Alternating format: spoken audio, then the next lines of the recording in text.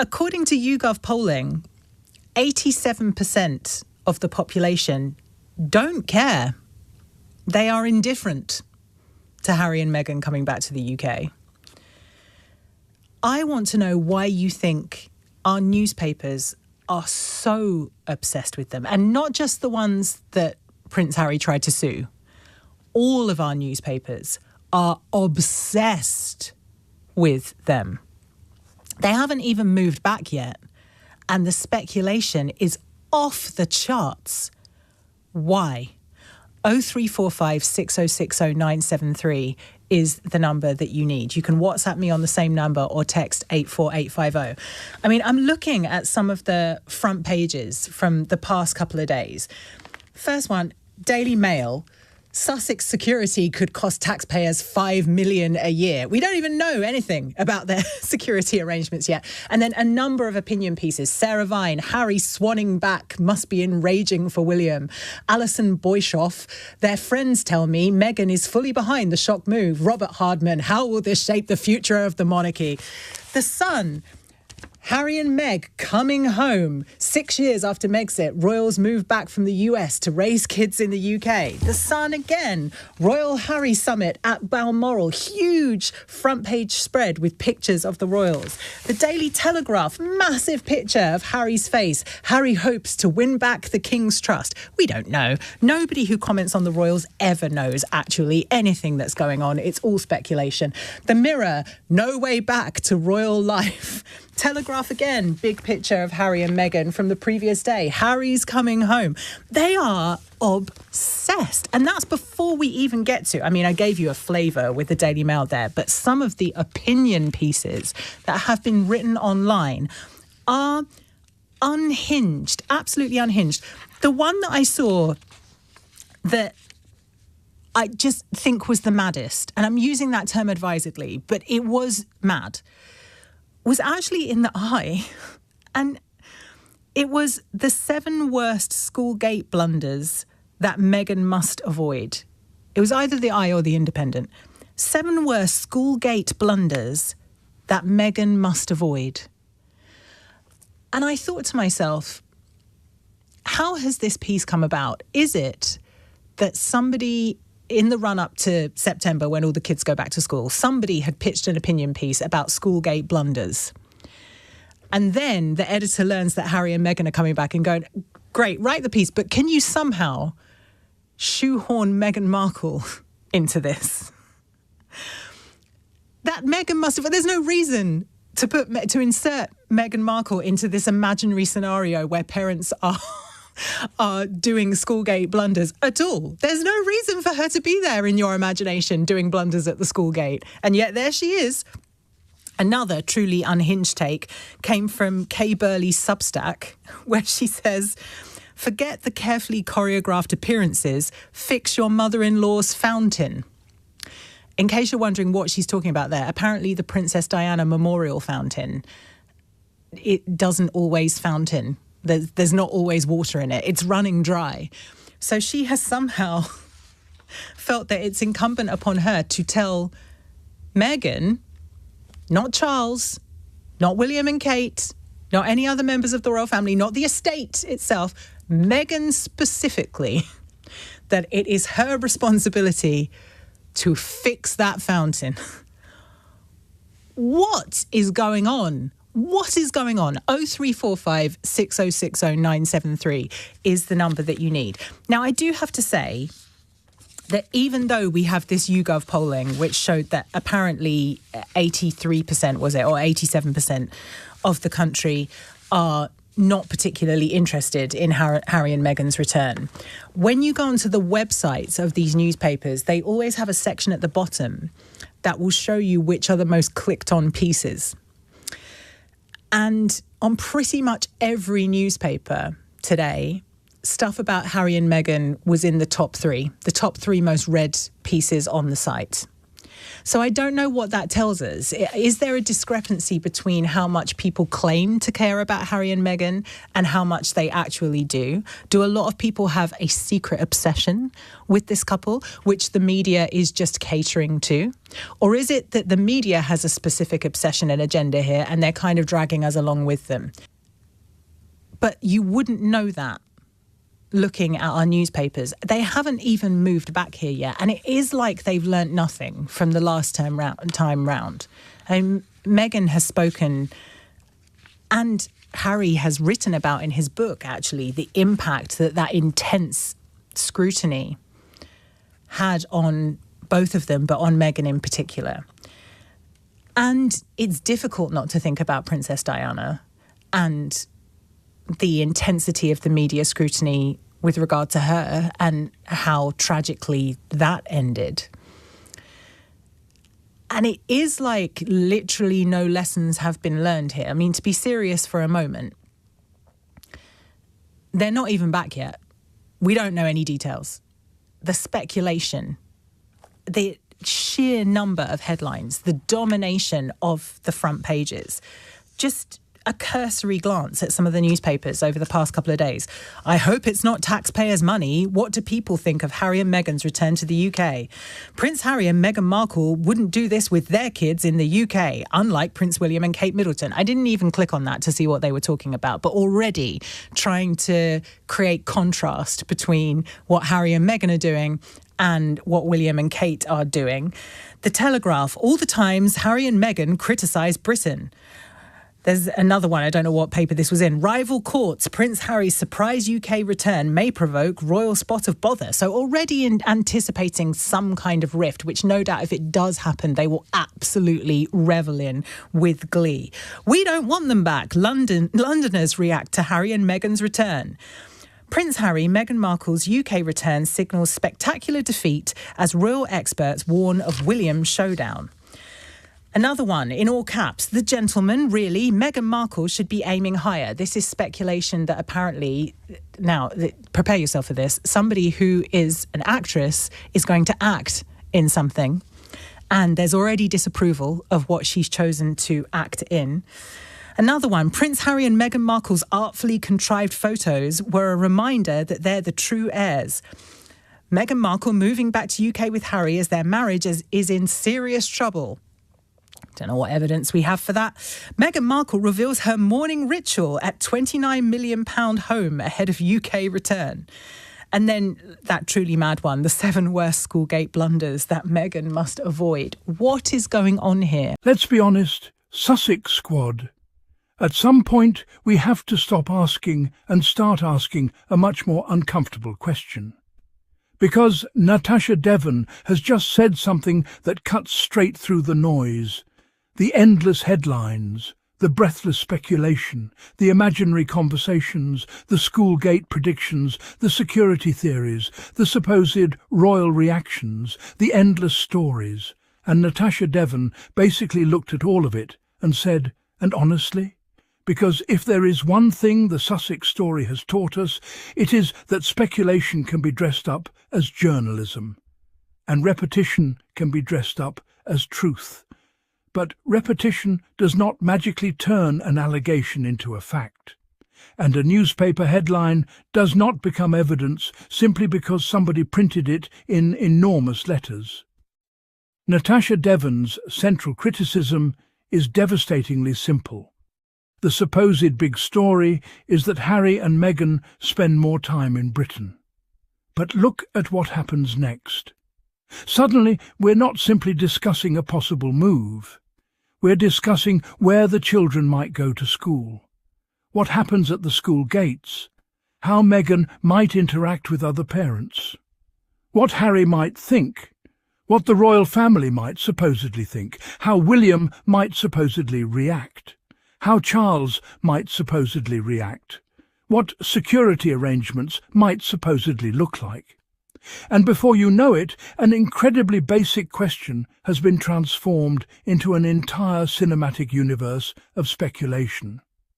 Come on.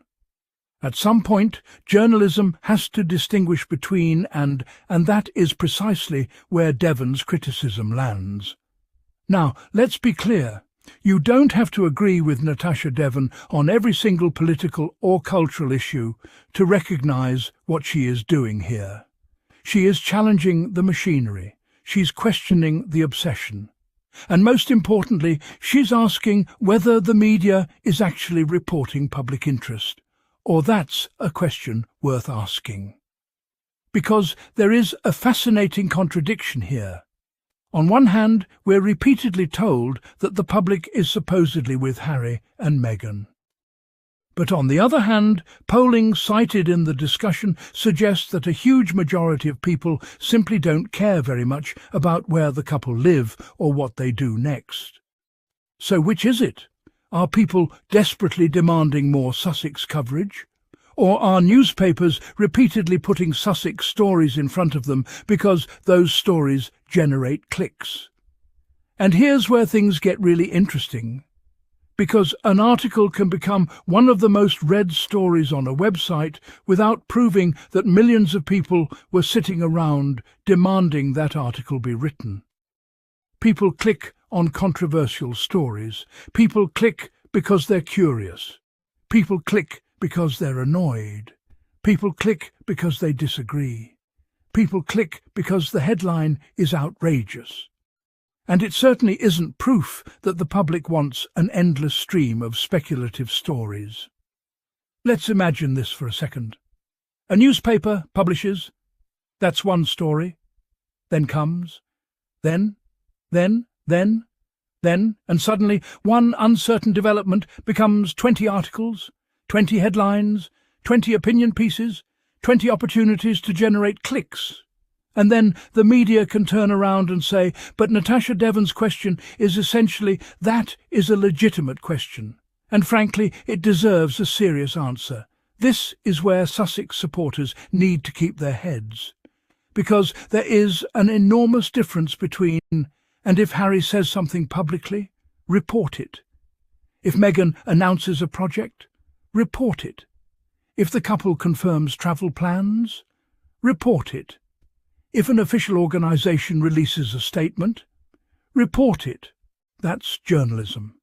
But when the story becomes, we have moved into speculation, and speculation can be interesting, but speculation should never be presented as established reality. That's the line. Devon also draws attention to something far more serious. The extraordinary level of scrutiny surrounding Harry and Meghan inevitably brings comparisons with the way the British press once pursued Princess Diana. Now, obviously, history doesn't repeat itself perfectly. The circumstances are different, the technology is different, the media landscape is different, but the underlying question remains relevant. Diana's life became entertainment. Her relationships became entertainment. Her movements became entertainment. Her family life became entertainment. And eventually the distinction between a public figure and a human being became dangerously blurred. Harry has repeatedly spoken about the impact of that environment. And whether somebody agrees with Harry or not, surely we can acknowledge the basic principle. That should not be controversial. And this is where Devon's defence of Meghan matters. Because Meghan did not simply enter Britain's royal family and receive ordinary celebrity coverage. Her experience became extraordinarily intense.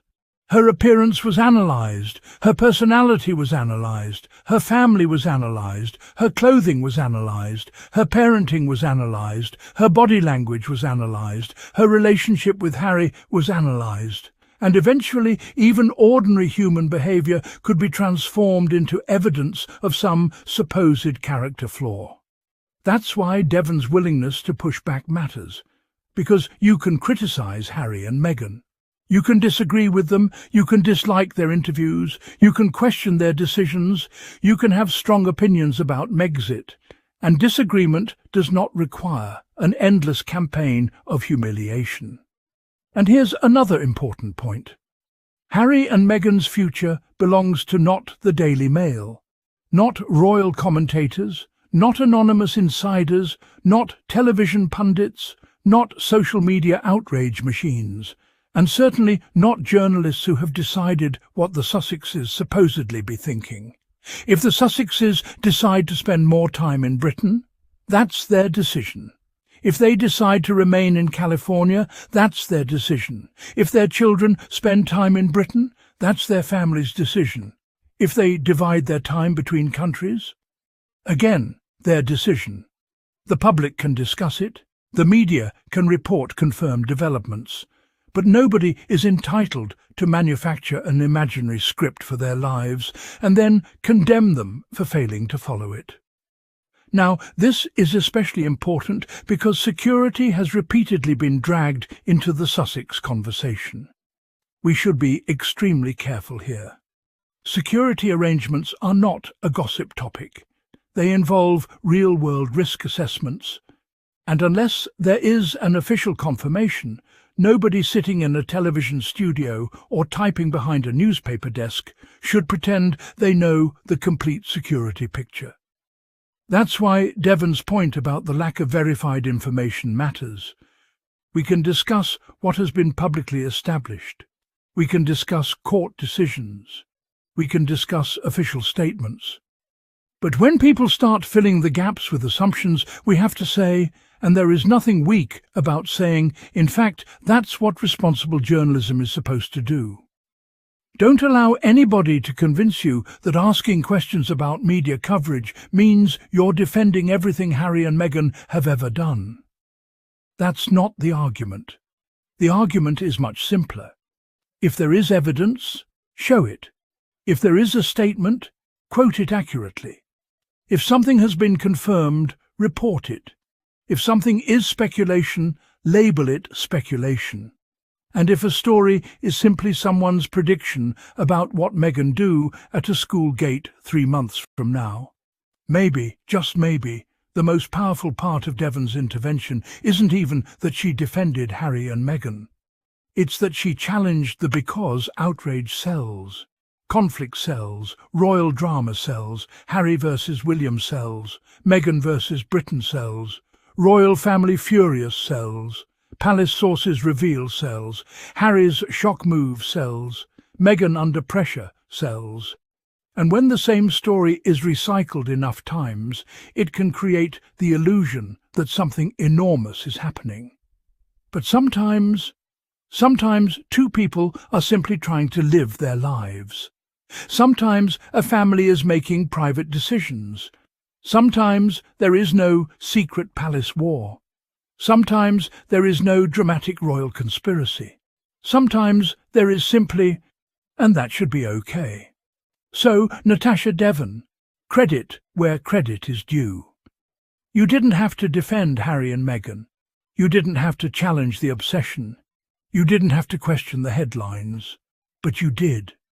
And in an environment where the loudest voices often seem to be the ones predicting another Sussex disaster, someone willing to stop and say deserves recognition. Because that's the question that should sit at the heart of every Sussex story. Not the headline, not the anonymous source, not the commentator's prediction, not the clickbait thumbnail. Not the fantasy conversation between royals that nobody witnessed. And until there is evidence, speculation remains speculation. Harry and Meghan are human beings. They are parents. They are a family. And they are entitled to make decisions about their lives without having every hypothetical possibility turned into a national crisis. So, Sussex gang, if you agree that the media should report facts instead of manufacturing endless drama, you already know what to do. Turn on your notifications. Share this video with somebody who needs to hear it. And most importantly, keep questioning the narrative.